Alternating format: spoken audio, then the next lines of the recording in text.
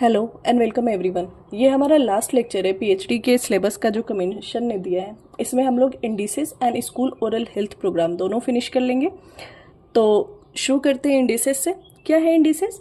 Indices एक tool है epidemiological studies का, जिससे हम लोग डिजीज़ की इंसिडेंस, प्रिवेलेंस और सीवियरिटी का पता लगा लेते हैं, जिसकी वजह से हमारा ईजी हो जाता है प्रिवेंटिव प्रोग्राम्स अडॉप्ट करना डिजीज़ के कंट्रोल और प्रिवेंशन के लिए। तो क्या इंडिसेस की डेफिनेशन क्या होगी? इंडिसेस एक ऐसी न्यूमेरिकल वैल्यू है जो कि डिस्क्राइब करती है एक पॉपुलेशन की स्टेटस को। किसी भी डिजीज़ के लिए, किसी भी कंडीशन में एक पॉपुलेशन की क्या स्टेटस है, कितनी वहाँ डिजीज़ जल्दी हो जाते हैं, ये किस कारण से हो रहा है, या फिर उसकी सीवियरिटी क्या है, किस हद तक होती है। उस डिजीज़ को हम लोग किसी भी पॉपुलेशन में पता लगाते हैं एक फिक्स्ड स्केल पे, 0 से 3, 0 से 6 इन स्केल पे पता लगाते हैं, अपर और लोअर लिमिट्स के साथ। जिससे क्या होगा, फिर हम लोग अदर पॉपुलेशंस के साथ, किसी और एरिया के पॉपुलेशंस के साथ कंपेयर करते हैं कि इस एरिया की पॉपुलेशन में ऐसी डिजीज़ क्यों है, और फिर उसके हिसाब से ट्रीटमेंट प्लान होता है, प्रिवेंटिव मेजर्स होते हैं। तो इसको इंडिसेस कहते हैं। तो index is a numerical value describing the relative status of a population on a graduated scale with definite upper and lower limits, which is designed to permit and facilitate comparison with other populations classified by the same criteria and methods. What is an index? An index is a representation of clinical observations of number। जो आपने clinically patients को देखा, observe किया, उसको आप एक scale पे number पे रिप्रेजेंट करते हो। किसी की कंडीशन अच्छी है तो आप स्केल पे 0 लिखोगे, किसी की कुछ थोड़ी माइल्ड कंडीशन है, डिजीज कंडीशन है तो 1 दोगे, किसी की 2 दोगे, सीवियरिटी के लिए 3 दोगे, एटसेट्रा। और इससे इंडिसेस से फ़ायदा क्या होता है? हम लोग कंपेयर कर पाते हैं एक्सटेंट एंड सीवियरिटी किसी भी डिजीज़ की। ऑब्जेक्टिव क्या है हमारे इंडिसेस का? Objective is to increase the understanding of the disease process along with measurement of the disease prevalence and incidence, thereby leading to methods of control and prevention. आप पता लगा पाओगे disease की severity क्या है, किस ratio पे disease किसी एक पर्टिकुलर एरिया में, पॉपुलेशन में हो रही है। फिर आप उस अकॉर्डिंग आप कंट्रोल एंड प्रिवेंशन के मेथड आप निकाल पाओगे। उसके साथ साथ इंडिसेस क्या करता है? It attempts to discover population at higher and lower risk. Population किस चीज़ में रिस्क ज़्यादा है उस पॉपुलेशन को, और किस डिजीज़ के लिए रिस्क कम है, वो पता चलता है हमें इंडिसेस के थ्रू। अब इंडिसेस जो है बहुत टाइप के होते हैं। प्रॉपर्टीज़ इंपॉर्टेंट नहीं है, प्रॉपर्टीज़ में कुछ डेफिनेशंस हैं, जैसे कि वैलिडिटी आती है कि अगर आप इंडेक्स मेज़र कर रहे हो तो वो वैलिड होना चाहिए। इंडेक्स अगर आप डेंटल प्लाक के लिए लेने जा रहे हो तो बस आप डेंटल प्लाक का ही इंडेक्स लोगे, ओरल कैंसर का या फिर डीएमएफटी का नहीं लोगे। तो वैलिडिटी होनी चाहिए आपके इंडेक्स की। रिलायबिलिटी, जो भी एक ग्रुप या जो भी एक पर्सन इंडेक्स लेने जा रहा है, इंडाइसेस बनाने जा रहे हैं, वो बहुत रिलायबल होने चाहिए कि वो सही प्रोसेस के थ्रू, सही क्वेश्चनर के थ्रू अपना इंडिसेस लेंगे, और फिर वो सेम मेथड हर जगह अप्लाई करेंगे जो अप्रूव्ड होगा। क्वांटिफाइबिलिटी में जो भी इंडिसेस के आउटकम होने चाहिए ना, मीन, मीडियन में, स्टैंडर्ड मेजर्स में, इन सब में होने चाहिए, नॉट इम्पॉर्टेंट। आते हैं वेरियस टाइप्स ऑफ प्लैक में, वेरियस टाइप ऑफ इंडिसेस में। वेरियस टाइप्स ऑफ इंडिसेस में आता है पहला प्लैक इंडेक्स। प्लैक इंडेक्स को दिया था क्विनले जी एंड हीन जी ने 1962 में। और इनका जो प्लैक इंडेक्स था वो क्या करता था, बस जिंजाइवल थर्ड के प्लैक को के इंडेक्स बनते थे या फिर मेजर होते थे, बस जिंजाइवल थर्ड के प्लैक जो है वो मेजर होते थे। क्विनले जी एंड हीन जे ने प्लैक इंडेक्स सबसे पहले रिपोर्ट किया था 1962 में। बट ये लोग क्या करते थे, बस जिंजाइवल थर्ड के प्लैक की क्या कंडीशन है, कितना प्लैक है, नहीं है, उसको मेजर करते थे। फिर आए Turesky S and Gilmore N D and Glickman. इन्होंने इस सिस्टम को मॉडिफाई कर दिया 1970 में। तो किसने प्लैक इंडेक्स को मॉडिफाई किया? प्लैक इंडेक्स को मॉडिफाई किया ट्यूरेस्की एस, गिलमोर एंड ग्लिकमैन ने 1970 में इसको मॉडिफाई किया प्लैक इंडेक्स को। और ये प्लैक इंडेक्स जो है ये एक रिलायबल इंडेक्स है to measure plaque by measuring the area covered by plaque. तो किसकी जो है रिलायबल इंडेक्स है प्लैक इंडेक्स? ट्यूरेस्की, इसकी, गिलमोर एंडे एंड ग्लिकमैन वाले जो प्लैक इंडेक्स अब लिए जाते हैं वो एक रिलायबल इंडेक्स है। इन तीनों ने चेंज क्या लाया था? इन तीनों ने चेंज लाया था कि plaque was assessed on the labial, buccal and lingual surfaces of all the tooth using a disclosing agent. यहाँ सिर्फ जिंजाइवल थर्ड पे प्लैक का मेजरमेंट हो रहा था, यहाँ buccal, lingual and labial, labial surface पे, लिंगुअल सरफेस पे और बकल सरफेस पे, तीनों पे प्लैक इंडेक्स लिया जाता था इन तीनों के थ्रू वाले इंडेक्स में। ये एक मॉडिफिकेशन थी। स्कोरिंग मेथड क्या था प्लैक इंडेक्स का? एक डिस्क्लोजिंग एजेंट यूज करते थे buccal, lingual and labial surfaces पे, और सारे के सारे टिथ, चारों क्वाड्रेंट के सारे टिथ इंक्लूड करते थे। The scale for the plaque index was, अगर स्केल पे 0 आ रहा है नो प्लैक, अगर स्केल पे 1 आ रहा है separate flecks of plaques at the cervical margin of the tooth. Tooth के सर्वाइकल मार्जिन पे सेपरेट फ्लेक्स मिलते थे प्लैक के। अगर स्केल पे 2 आ रहा है तो प्लैक का एक थिन कंटिन्यूअस बैंड होता है सर्वाइकल मार्जिन पे 1 mm का। अगर स्केल में 3 आ रहा है तो 1 mm से थोड़ा वाइडर का प्लैक होगा जो कि क्राउन के 1/3 को, अब एक प्लैक का बैंड होगा जो 1 mm से थोड़ा वाइड होगा और प्लैक के क्राउन के 1/3 को कवर करेगा। स्केल के 4th रेटिंग पे क्या होगी? At least 1/3 but less than 2/3 of the crown cover होगा प्लैक से। 5 में प्लैक कवरिंग 2/3 और मोर ऑफ द क्राउन, और स्केल पे अगर 5 आ रहा है तो 2/3 या उससे ज्यादा कवर होगा प्लैक क्राउन प्लैक से। Then comes oral hygiene index. It was developed by John C Green and Jack R Vermillion. Oral hygiene index को डेवलप किया था John C Green and Jack R Vermillion ने। इनके develop करने से पहले भी ओरल हाइजीन इंडेक्स मेजर करने के बहुत सारे तरीके थे, लेकिन कुछ एक इजी असेसमेंट वाला प्रोसेस चाहिए था जो कि दिया John C Green and Jack R Vermillion ने ओरल हाइजीन इंडेक्स के लिए। ओरल हाइजीन इंडेक्स में क्या होते हैं? ओरल हाइजीन इंडेक्स में 2 कंपोनेंट्स होते हैं। पहला होता है डेवरीज इंडेक्स और दूसरा होता है calculus index. Oral hygiene index के कंपोनेंट क्या क्या है? 2 कंपोनेंट हैं, debris index and calculus index. Oral hygiene index में क्या करते हैं? माउथ को 6 सेगमेंट्स में डिवाइड करते हैं। जो टूथ है ना उसको 6 सेगमेंट में डिवाइड करते हैं। पहला सेगमेंट क्या होता है? अपर राइट सेकेंड मोलर से फर्स्ट प्रीमोलर तक, अपर राइट सेकेंड मोलर से फर्स्ट प्रीमोलर तक जाते हैं। फिर उसके बाद क्या होता है? कैनाइन टू कैनाइन जाते हैं,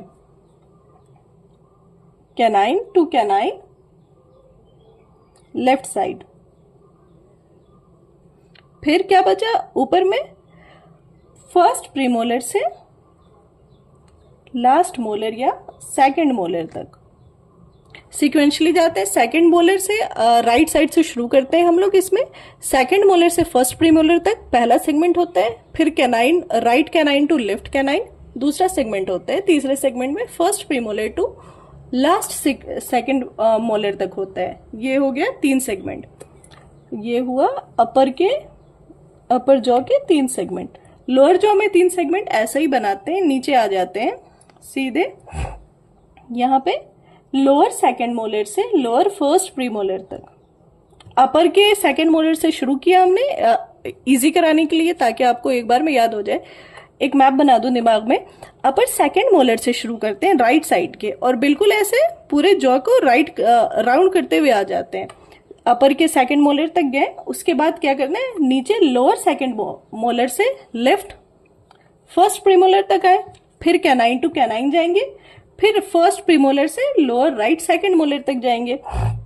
ये हो गया हमारे ओरल हाइजीन इंडेक्स के 6 सेगमेंट। यहाँ पे सेकंड मोलर से फर्स्ट प्रीमोलर के लेफ्ट साइड के, फिर canine to canine, left canine से right canine, then right lower first premolar to lower right second molar तक जाएंगे। हाँ, ये 6 सेगमेंट होता है ओरल हाइजीन इंडेक्स में। और फिर इसके मेथड ऑफ एग्जामिनेशन क्या होंगे? द तो दोनों debris index and calculus index 6 segment पे सेपरेटली हम लोग पहले कैलकुलेट करते हैं। बकल, लिंगवल या फिर लेबियल और पैलेटल सारे सरफेस के हम लोग पहले डेब्रीज अलग से इंडेक्स लेते हैं, फिर कैलकुलस अलग से इंडेक्स लेते हैं और इन सबको ऐड करते हैं। अब हमें डेब्रीज इंडेक्स अगर निकालना है तो जो टोटल डेब्रीज आया हमारा अपन नंबर ऑफ सेगमेंट्स कर देंगे, और कैलकुलस इंडेक्स निकालना हो तो टोटल कैलकुलस जो रिकॉर्ड हुआ अपन नंबर ऑफ सेगमेंट्स कर देंगे। तो जो भी आंसर आएगा उन दोनों को जब ऐड कर देंगे तो ओरल हाइजीन इंडेक्स मिल जाएगा आपका। ओरल हाइजीन इंडेक्स के बाद एक और आया ओरल हाइजीन इंडेक्स सिंप्लीफाइड। इसमें जॉन-सी ग्रीन एंड वर्मिलियन ने ओरल हाइजीन इंडेक्स सिंप्लीफाइड में जॉन-सी ग्रीन एंड वर्मिलियन ने 6 सेगमेंट की जगह बस 6 टूथ लिया। उन्होंने क्या किया, उन्होंने 16, 11, 26, 36, 31 एंड 46 लिया। मतलब उन्होंने फर्स्ट मोलर लिया अपर राइट, देन लिया आपको यहाँ से उन्होंने अगर शुरू किया तो उन्होंने क्या लिया, अपर राइट फर्स्ट मोलर लिया, अपर लेफ्ट फर्स्ट मोलर लिया, लोअर में सेम किया, first right molar, first left molar and then incisors लिया, अपर एंड लोअर के इंसाइजर्स लिए, अपर के राइट इंसाइजर्स एंड लोअर में लेफ्ट इंसाइजर्स लिए। तो ओरल हाइजीन इंडेक्स सिंप्लीफाइड में 6 टीथ लिया गया, सारे फर्स्ट मोलर चारों क्वाड्रेंट के लिए गए, अपर का राइट का सेंट्रल इंसाइजर एंड लोअर का लेफ्ट का सेंट्रल इंसाइजर लिया गया। उसके बाद इन सबके प्लाक इंडेक्स को, कैलकुलस इंडेक्स को एंड डेब्रीज इंडेक्स को कैलकुलेट करके जो ओरल हाइजीन इंडेक्स निकला वो एक सिंप्लीफाइड वे था। अब क्या हो, अगर यहाँ वाले कोई इंसाइजर्स या ये इंसाइजर्स कोई मिस हो ना, मिसिंग हो, तो हम लोग मिड लाइन के दूसरे साइड वाला, अगर राइट वाला मिसिंग है तो लेफ्ट इंसाइजर ले लेते हैं, लेफ्ट वाला मिसिंग है तो राइट इंसाइजर लेते हैं। ये हो गया हमारा oral hygiene index simplified. Teeth के नंबर्स याद रखिएगा इसमें कि कौन कौन से टिथ लिए गए हैं। यूजेस, एडवांटेज, डिसएडवांटेज ये सब नहीं कर रहे हैं हम लोग क्योंकि वो जरूरी नहीं है, ये इंडाइसिस की बात है, इंडेक्स की बात है, तो इसमें यही सब होगा क्वेश्चंस में। उसके बाद आता है gingival index. Gingival index was given by Loe and Silness. Gingival index was given by Loe and Silness. और हम लोग जिंजाइवल इंडेक्स जो बना रहे हैं उसका मेन पर्पस होता है कि जो जिंजाइवा की कंडीशन है ना, कि क्वालिटी ऑफ जिंजाइवा क्या है, लोकेशन जिंजाइवा की कहाँ है, सर्वाइकली प्लेस्ड है, कॉलर अपनी प्लेस पे है या फिर और रिसीड हो चुका है, या फिर कोई अगर लीशन है जिंजाइवा पे तो वो कितना सीवियर है, इन सब के लिए हम लोग जिंजाइवल इंडेक्स निकालते हैं। और इसके लिए हम लोग चारों surface, buccal surface, lingual surface, mesial surface और डिस्टल सरफेस, चारों सरफेस पे जिंजाइवा की क्या कंडीशन है उन सबको इंक्लूड करके हम लोग जिंजाइवल इंडेक्स निकालते हैं। It was given by Loe and Silness, but gingival index does not consider periodontal pocket depth. Gingival index निकालने में हम लोग पेरियोडोंटल पॉकेट डेप्थ या बोन लॉस कितना है या कोई और भी फीचर्स, कोई भी अदर कंडीशन, उसको हम लोग इंक्लूड नहीं करते हैं। इसके जिंजाइवल इंडेक्स हम लोग बस जिंजिवाइटिस की सीवियरिटी कितनी है और जिंजाइवा की लोकेशन क्या है, जिंजिवाइटिस की सीवियरिटी में जिंजाइवा की लोकेशन कहाँ पहुंची है, उसको निकालते हैं। किसी भी एक टूथ का आपको जिंजाइवल इंडेक्स अगर निकालना हो तो हम लोग एवरेज कर देते हैं। टूथ का जो चारों सरफेस है उसके सारे पॉइंट्स निकाल कर फिर उसका एवरेज करते हैं, तो एक टूथ का जिंजाइवल इंडेक्स हमें मिल जाता है। या फिर किसी पेशेंट के फुल माउथ का निकालना है तो हम लोग उनके 6 टीथ का जिंजाइवल इंडिसेस लेते हैं और फिर इन सारे टोटल को जो भी इंडिसेस हमारा आया उसको हमने निकाला और 6 टिथ से ले रहे हैं तो 6 से डिवाइड कर दिया तो हमारा जिंजाइवल इंडेक्स मिल जाता है। जिंजाइवल इंडेक्स में इतना ही है। उसके बाद हम लोग आते हैं पेरियोडोंटल इंडेक्स पे। Periodontal index was given by Sigurd and Ramfjord. Periodontal index was given by Sygert and Ramford. Periodontal index is a clinical application of Russell's periodontal index for epidemiological studies of periodontal disease. तो periodontal index है ना, ये एक modification है या फिर उसका reuse है जो मिस्टर रसेल ने अपने पेरियोडोंटल इंडेक्स के एपिडेमियोलॉजिकल स्टडीज में यूज किया था। उसी का क्लिनिकल एप्लीकेशन सिगर्ड एंड रैमफोर्ड ने किया पेरियोडोंटल इंडेक्स निकालने के लिए। पेरियोडोंटल इंडेक्स है, नाम से ही पता चल रहा है कि क्या होता है, ये प्रिसाइज असेसमेंट देता है पेरियोडोंटल स्टेटस का किसी एक इंडिविजुअल के लिए। What is the primary focus of the PDI index? Level of attachment in relation to cemento enamel junction. जो पेरियोडोंटल लिगामेंट्स हैं उनकी लेवल ऑफ अटैचमेंट सीईजे से क्या है, उसके रिलेशन को हम लोग पेरियोडोंटल इंडेक्स में निकालते हैं। क्योंकि ये रसेल्स के पेरियोडोंटल इंडेक्स से लिया गया है, तो मिस्टर रसेल्स का पेरियोडोंटल इंडेक्स क्या था? It measures both reversible and irreversible aspects of periodontal disease. Mister Russell's के पेरियोडोंटल इंडेक्स में रिवर्सिबल और इरिवर्सिबल दोनों पेरियोडोंटल डिजीज के एस्पेक्ट्स को मेजर किया जाता था। और इसमें जो इंस्ट्रूमेंट यूज होता था वो था mouth mirror and periodontal probe. Periodontal index के ऑब्जेक्टिव ये थे कि हमें इसमें सीवियरिटी जिंजिवाइटिस और पेरियोडोंटाइटिस दोनों की इंडिविजुअल डेंटिशन एक पॉपुलेशन के ग्रुप में और इंडिविजुअल डेंटिशन में जिंजिवाइटिस और पेरियोडोंटाइटिस दोनों के प्रिवेलेंस पता चलते थे और सीवियरिटी पता चलती थी।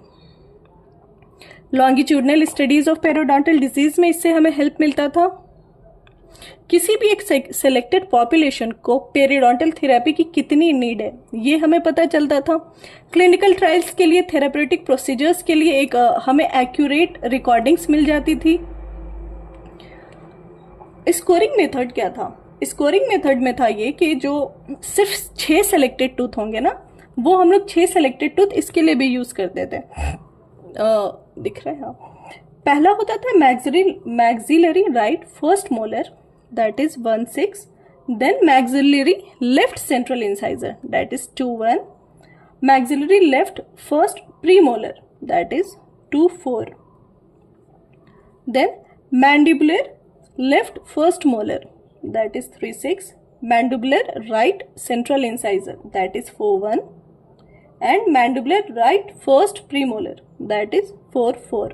पेरियोडोंटल इंडेक्स के लिए ये 60th हम लोग यूज कर देते हैं। कैसे? ये 4 क्वाड्रेंट है आपके, फर्स्ट मोलर, फर्स्ट क्वाड्रेंट के, फर्स्ट मोलर थर्ड क्वाड्रेंट के। उसके बाद मैक्सिलरी लेफ्ट सेंट्रल इंसाइजर है, and then mandibular right central incisor है। देन फर्स्ट प्रीमोलर है लेफ्ट का एंड मैक्सिलरी के लिए, एंड राइट का है मैंडिबुलर के लिए। ये आप याद कर लेना। टिथ नंबर्स एंड टिथ जरूर पूछ रहे हैं क्वेश्चंस में। Community periodontal index for treatment needs. It was developed and test survey method for assessing PDL conditions. ये जो community periodontal index of treatment need है ये डेवलप किया गया था और to develop and test survey method for assessing PDL conditions. बहुत दिनों से प्लान चल रहा था, बात चल रही थी कि ऐसी क्या एक इंडेक्स बनाया जाए, एक ऐसा क्या मेथड बनाया जाए जिससे पीडीएल कंडीशंस जो है वो असेस हो पाए।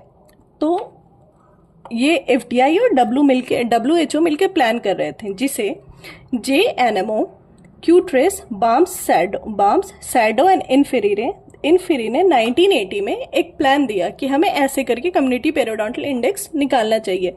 तो community periodontal index of treatment needs किन्होंने दिया? जेएनएमओ ने दिया, क्यूट्रेस, बाम्स, सैडो, इन्फेरी ने 1980 में दिया। और फिर बहुत सारे डिस्कशंस एंड मॉडिफिकेशंस के बाद डब्ल्यूएचओ ने 1983 में इसको फाइनलाइज किया। डब्ल्यूएचओ ने फिर पेरियोडोंटल इंडेक्स निकालने के लिए कम्युनिटी में 6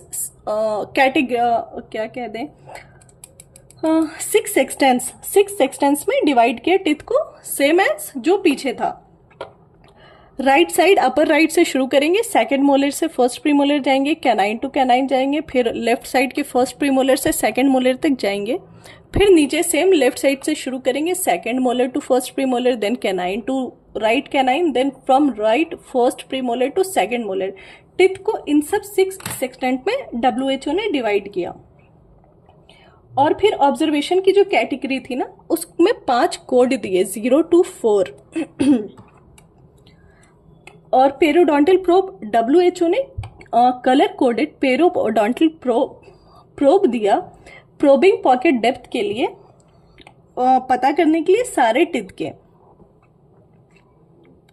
और जो पेरोडोंटल प्रोब WHO ने दिया था उसको डिस्क्राइब किया था एम्सली ने, उसको डिस्क्राइब किया था एम्सली ने 1980 में कि उसके क्या क्या स्पेसिफिकेशंस रहेंगे। CPITN प्रोब जो है वो अपने ग्रेजुएशंस जो प्रोब पे होते हैं उसके बेसिस पे 2 टाइप के होते हैं, CPITN E probe and CPITN C probe. और जो प्रोब है, जो प्रोब होगा उसका वेट क्या होता है, उस प्रोब का वेट होता है 5 ग्राम। प्रोब का वेट होगा 5 ग्राम। और कितने फोर्स से हम लोग पॉकेट डेप्थ सेट चेक करेंगे, 0 to 20 ग्राम के बीच, not more than 20 gram force लगाएंगे हम लोग प्रोब पे पेरोडोंटल पॉकेट को चेक करने के लिए। कम्युनिटी पेरोडोंटल इंडेक्स और CPI, it was introduced by WHO in 1994। 3 indicators used by its index to estimate PDL status। जो कम्युनिटी पेरियोडोंटल इंडेक्स है उसके लिए 3 इंडिकेटर्स हैं पेरियोडोंटल स्टेटस को इंडिकेट करने के लिए। पहला है जिंजाइवल ब्लीडिंग हो रही है या नहीं, दूसरा है कैलकुलस प्रेजेंट है या नहीं, तीसरा पेरियोडोंटल पॉकेट्स है या नहीं। ये 3 इंडिकेटर है कम्युनिटी पेरियोडोंटल इंडेक्स का, gingival bleeding, calculus and periodontal pockets.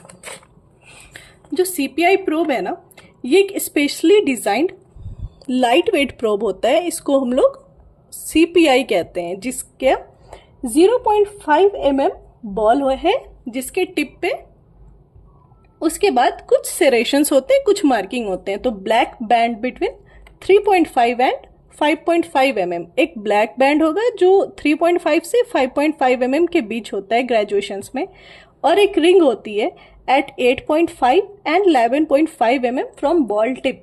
जो बॉल का टिप है उससे 8.5 एंड 11.5 mm पे एक ग्रेजुएशन या रिंग होगी।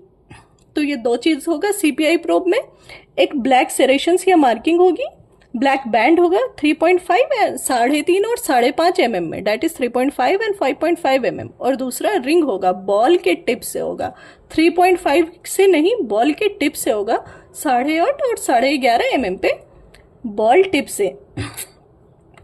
CPI इंडेक्स में a sextant qualifies for examination only if 2 or more teeth are present and are not indicated for extraction। अगर टीथ एकदम लूज और मोबाइल है, उसको एक्सट्रैक्शन की जरूरत है, तो ऐसे में उस टीथ को हम लोग इंडेक्स में इंक्लूड नहीं करेंगे। और CPI में ना अभी तो 3 क्राइटेरिया थे, पॉकेट था, जिंजाइवल ब्लीडिंग थे एंड कैलकुलस था। WHO ने इसमें एक और क्राइटेरिया ऐड किया था। क्या था वो criteria? Attachment loss, loss of attachment. तो CPI में WHO ने कौन सा क्राइटेरिया डाला? अटैचमेंट लॉस या लॉस ऑफ अटैचमेंट, ये डाला। सेक्सटेंट कौन कौन से यूज कर रहे हैं हम लोग? तो फ्रॉम टिथ 1.8 to 1.4, 6 सेक्सटेंट इसमें भी हम लोग यूज कर रहे हैं। From teeth 1.3 to 2.3 and then from 2.4 to 2.8। Same नीचे आ जाओगे आप 3.8 से 3.4, 4.3 से 3.3 एंड देन 4.8 से 4.4। ठीक है, ये सेम सेक्सटेंट है, इसमें बस थर्ड मोलर भी यूज किया जा रहा है।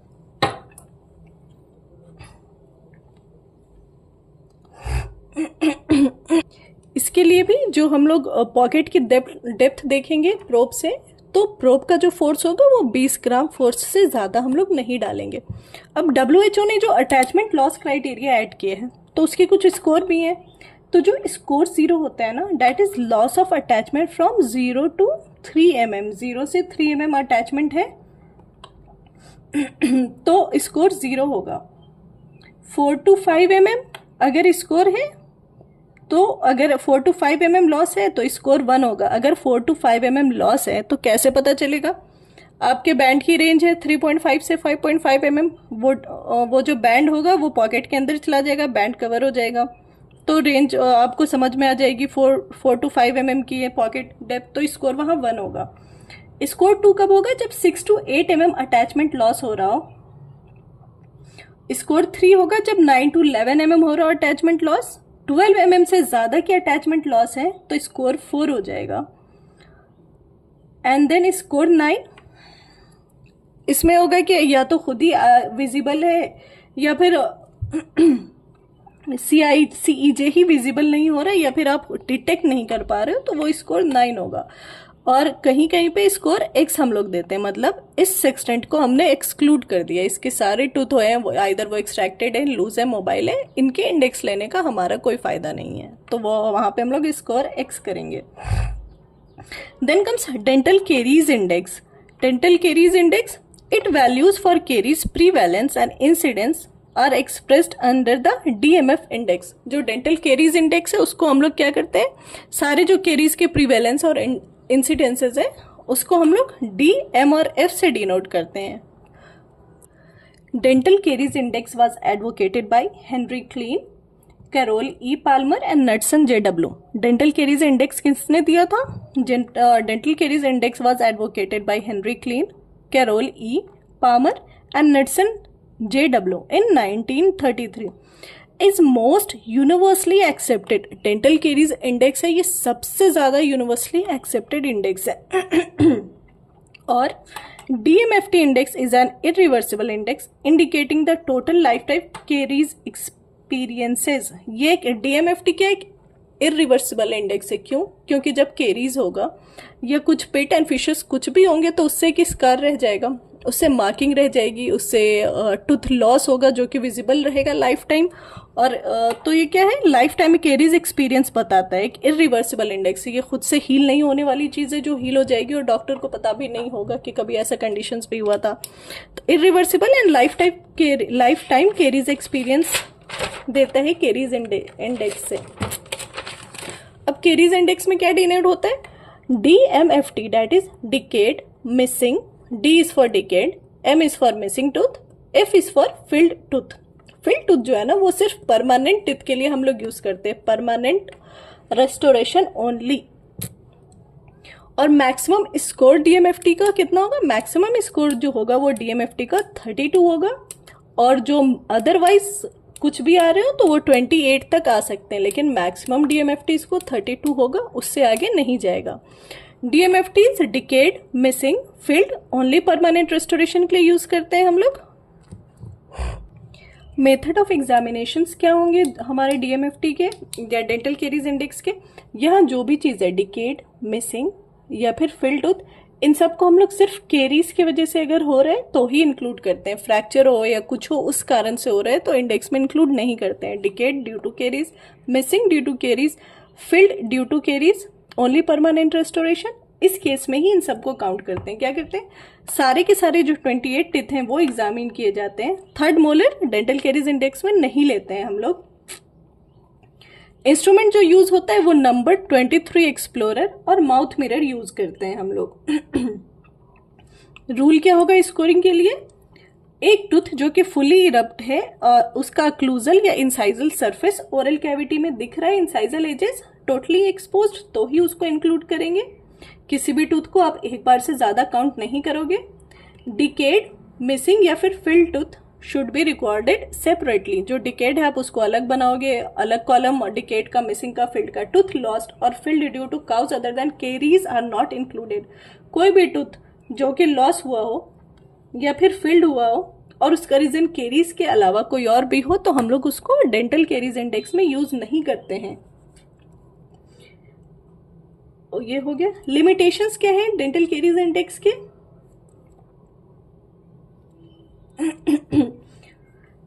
ओल्डर एडल्ट होंगे ना, उसमें डीएमएफ इनवैलिड हो जाएगा, क्योंकि उनके टूथ के जितने भी कंडीशंस होंगे वो अलग अलग कारण से हो सकते हैं। डेंटल केरीज रूट केरीज के बारे में नहीं बताता है, रूट केरीज को इंक्लूड नहीं करता है। ट्रीटमेंट नीड्स के बारे में नहीं बताता है। DMF value do not correlate with the number of teeth at risk, और कितने टीथ रिस्क पे हैं उसके बारे में डीएमएफ में कोई चर्चा नहीं होती है। तो इंटेंसिटी और अटैक ऑफ केरीज है ना, उसके बारे में नहीं पता चलता है हमें डेंटल केरीज इंडेक्स में, ये सब उसके लिमिटेशंस हैं।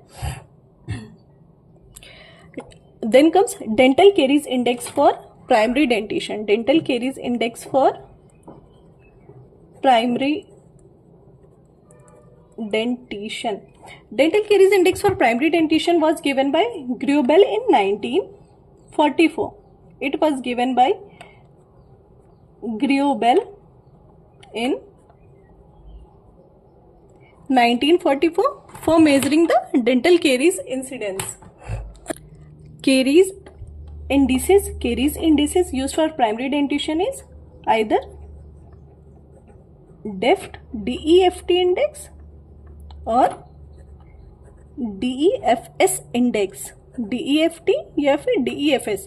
ये सिमिलर होता है DMFT और DMFS इंडिसेस के। What is D in DEFT signifies? D in DEFT signifies decayed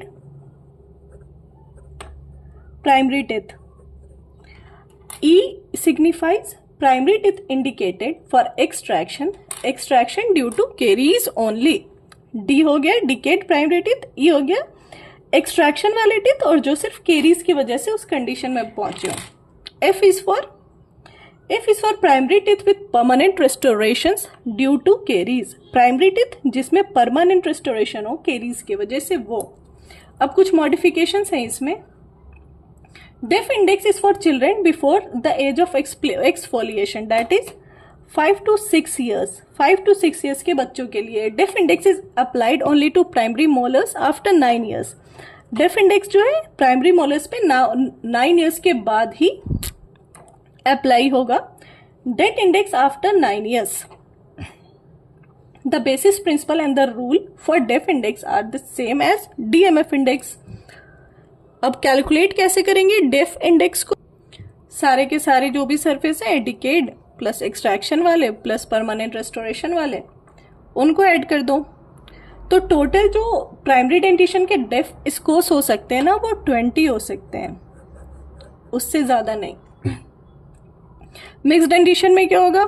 जो प्राइमरी डेंटिशन वाले रूल हैं वो प्राइमरी टूथ पे लगाएंगे, जो परमानेंट डेंटिशन वाले रूल हैं वो परमानेंट टूथ पे लगाएंगे, और सबको कैलकुलेट करके मिक्स डेंटिशन का निकालेंगे हम लोग score. Root caries index, root caries index किन्होंने दिया था? Root caries index was given by Ralph Katz ने दिया था root caries index. Index was designed especially for analytical epidemiological studies in which risk factor and causes of disease are studied and analyzed. Then comes dental fluorosis index. Dental fluorosis index. It was given by H.D. Dean. Dental fluorosis index was given by H.D. Dean. and it is known as Dean's fluorosis index. Dean fluorosis index जो है वो पूरे दुनिया में use होता है and still being used in epidemiological studies since 1942. Dental fluorosis index H.D. Dean ने दिया था, इसे Dean index भी कहते हैं, जो वर्ल्ड वाइड यूज होता है फ्रॉम 1942 में इन्होंने दिया, और तब से dental fluorosis index Dean index use हो रहा है। The criteria for dental fluorosis index and classification was developed by H.D. Dean in 1934. और इनके क्या थे? 7 क्राइटेरियाज थे। H.D. Dean ने जो दिया था वो 7 क्राइटेरियाज थे, 1934 में दिया था। डेंटल फ्लोरोसिस इंडेक्स 1934 में दिया था और इसके 7 पॉइंट स्केल थे। पहला क्या था? Normal, questionable, very mild, mild, moderate, severe, not relevant. Dental fluorosis हो गया हमारा। डेंटल फ्लोरोसिस में बस ये नाम याद करना था। ये हो गया